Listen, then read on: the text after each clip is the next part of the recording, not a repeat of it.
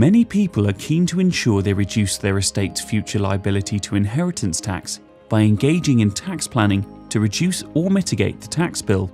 The tax planning is a very important aspect, but it is just that, an aspect. In reality, there is much to be said for looking at this differently. Think about estate planning first, with tax planning second. The two are symbiotic, but should be led by estate planning. How does estate planning differ from inheritance tax planning? And how can you go about making sure you find the best solution for your situation? Estate planning is about taking steps to protect your estate for future generations, not especially about reducing tax. For example, many people want to ensure their wealth and assets are protected for their bloodline.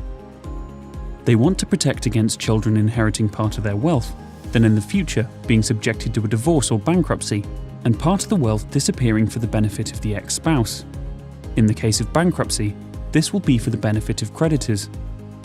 Making plans today to ensure wealth and assets remain in the bloodline and future inheritors are themselves protected is an example of estate planning.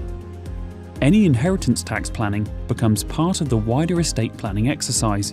For many, this requires a delicate balance between the needs of the individual or couple today and the future well-being of their beneficiaries. Leaving a legacy which is not unnecessarily reduced by future taxation is a desire many people have, but they don't want to leave themselves short in their own lifetime.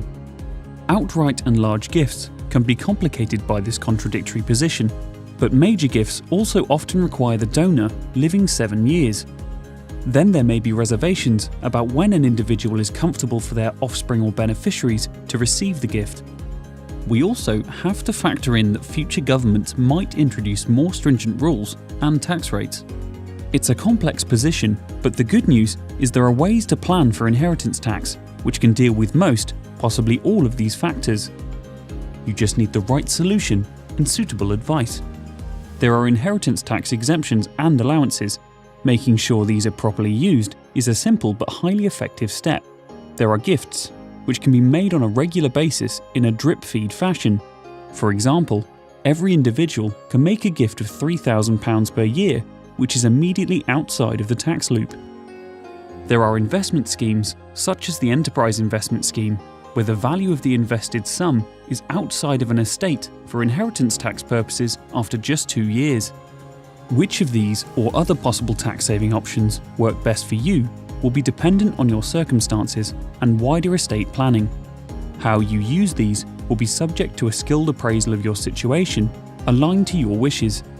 The key is to make sure the estate planning and inheritance tax planning are coordinated into a plan which meets all your requirements, both short and long term.